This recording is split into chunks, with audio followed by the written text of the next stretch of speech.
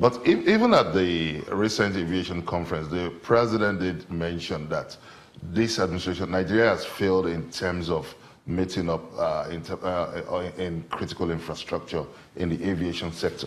Yeah, but what it's not.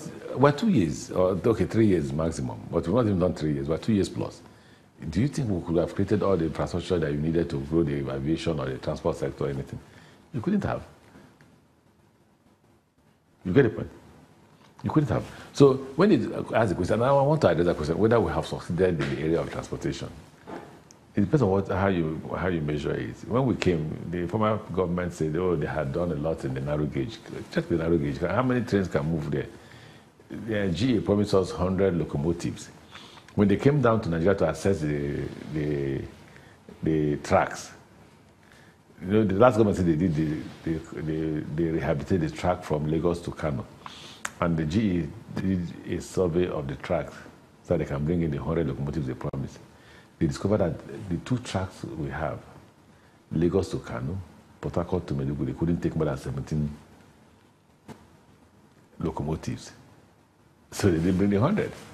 But meanwhile, the past government say, oh, we fixed the railways, we fixed the narrow gauge.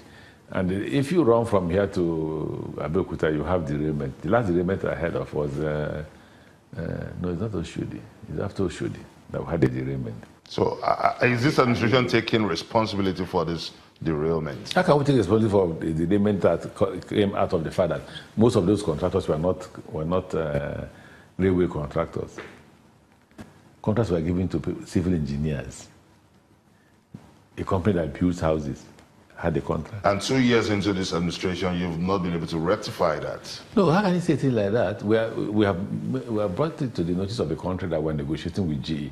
Instead of putting in our own money because we don't have money, the scarce resources we have cannot be spent when there are private sector investment. Okay, now you hinted earlier that the central focus of the national transport policy is going to be based on the rail transport. No, I didn't say that. I said we'll focus on intermodal transportation. Yeah, but for this government...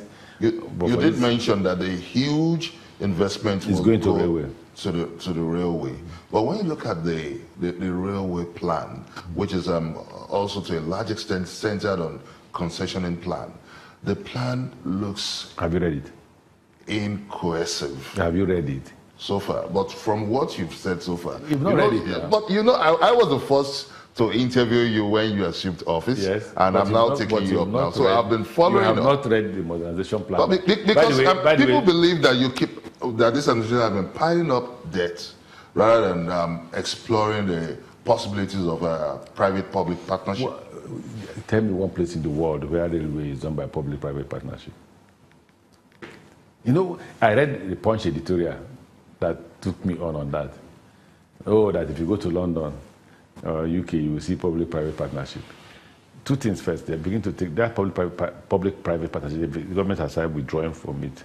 That's one. Secondly, when you hear public-private partnership in railway, it's operation, not construction.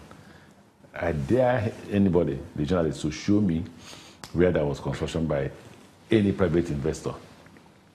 What they do is lure you into a loan, and the government will pay for the loan.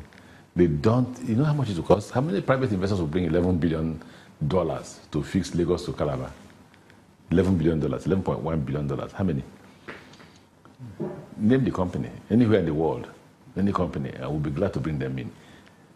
What they do is once they finish, okay, take up to now, even though we've not advertised, why nobody has approached us in the management of the Kaduna Abuja railway? It's because it's not profitable. The only thing that's profitable will be if we completed the Lagos Kano. That's profitable. So there are people waiting for us to complete that, and they will ask for you to concession it to them. So when they concession it to them, that's what Punch was referring to as public-private partnership. Construction-wise, they should show me an example, and I will copy from that example. However, to rehabilitate the entire 3,500 kilometers of narrow gauge that we had before, we are in conversation or negotiation with GE, a consortium led by GE, and who have promised to invest $2.7 billion. So when they bring that $2.7 billion and they invest it in the project, then you can be sure that we have public-private partnership. But you see, Out of that $2.7 billion, $700 million is to rehabilitate the tracks.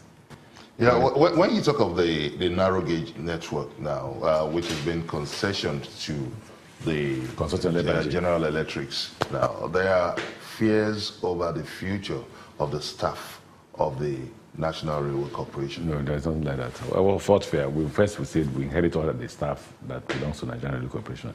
Now, the Railway Corporation may not go moribund because there are the standard gauge between Lagos and Ibadan will be working. The standard gauge between Itape and Warri will be working. The standard gauge from Kaduna to Abuja, or Abuja to Kaduna will be working. So you don't, but again, first is that they are suggesting that we should lay them off and pay them off in the manner that we paid, the federal government paid the staff of NEPA. That's what we're willing to do. Then GE can inherit or employ those they think that are qualified to work with them.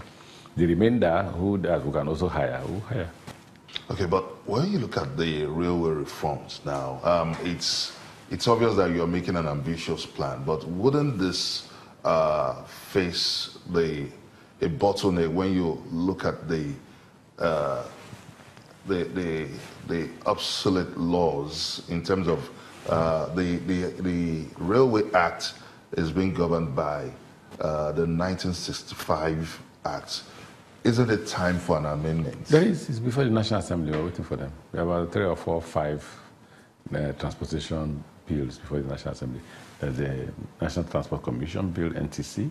There is the Railway Amendment Act. There's the Ports and Harbour Amendment Act.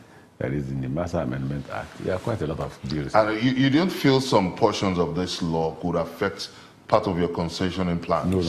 Instead, they expanded the law to allow for concession. There was no concession